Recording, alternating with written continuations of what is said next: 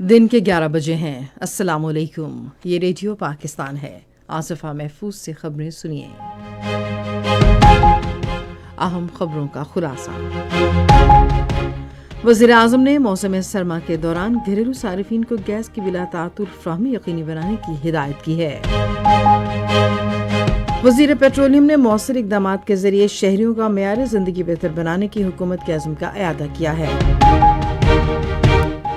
خیبر پختونخوا میں 3 الگ الگ کارروائیوں میں 13 خوارج ہلاک ہو گئے ہیں۔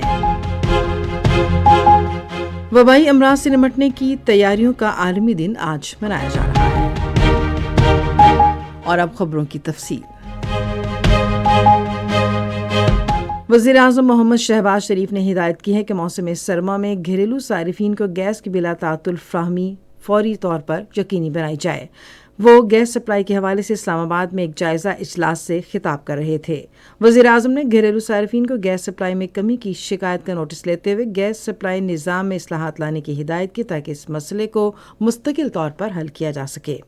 شہباز شریف نے کہا کہ گھریلو صارفین کو بلا تعطل گیس کی فراہمی حکومت کی اولین ترجیح ہے۔ وزیر اعظم کو بریفنگ دی گئی کہ سسٹم میں سرپلس RLNG موجود ہے، جس کی وجہ سے گیس لوڈ مینجمنٹ میں پچھلے سال کی نسبت بہتری آئی ہے۔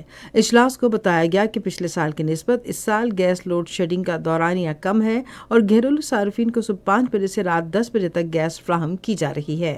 اجلاس کو یہ بھی بتایا گیا کہ پاور سیکٹر کو بھی گیس ڈیمانڈ کے مطابق دی جا رہی ہے اور صارفین کی شکایات کے حوالے سے SNGPL اور SSGC کے آن لائن ڈیش بورڈز کام کر رہے ہیں۔ پیٹرولیم کے وزیر مصدق ملک نے شہریوں کے معیار زندگی میں بہتری لانے کے لیے تمام میسر وسائل بروئے کار لانے کے حکومتی عزم کا اعادہ کیا ہے۔ جمعیت علماء اسلام کے سربراہ مولانا فضل الرحمان کے ساتھ ایک ملاقات میں انہوں نے کہا کہ حکومت مؤثر اقدامات کے ذریعے عوام کی بہبود یقینی بنانے اور اہم مسائل کے حل کے لیے پرعزم ہے۔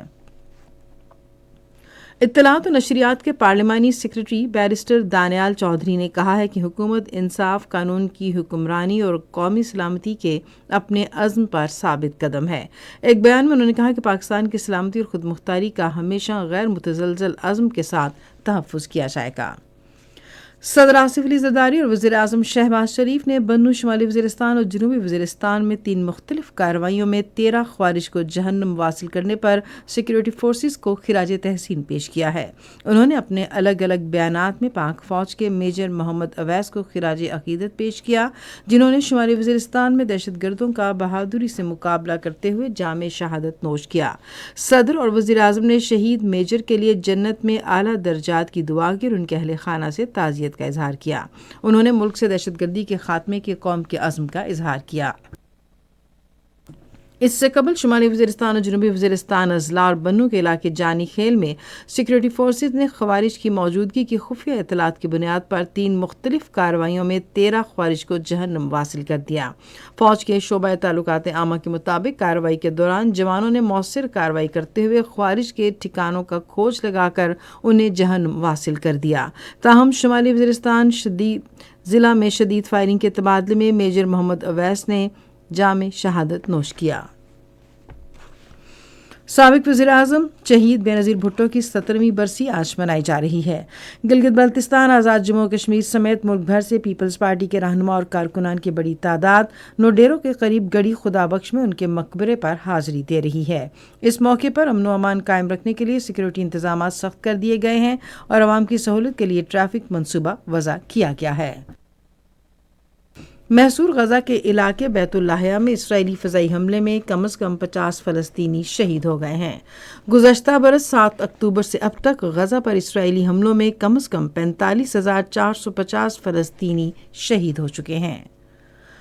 وبائی امراض سے نمٹنے کی تیاریوں کا عالمی دن آج منایا جا رہا ہے تاکہ عالمی سطح پر آگاہی اور مستقبل میں تعاون کو فروغ دیا جا سکے۔ یہ دن کووڈ-19 کی وبا کے بعد متعارف کرایا گیا تھا، جس کا مقصد مضبوط صحت کے نظام اور عالمی تعاون کی اہمیت کو اجاگر کرنا ہے تاکہ وباؤں کو روکا اور اس کا مؤثر طریقے سے جواب دیا جا سکے۔ اسی کے ساتھ خبریں ختم ہوئی۔ مزید خبروں اور تجزیوں کے لیے وزٹ کیجیے ہماری ویب سائٹ radio.gov.pk اور آپ فیس بک کے link radio Pakistan news official پر براہ راست ویڈیو اسٹریمنگ پہ ملاحظہ کر سکتے ہیں۔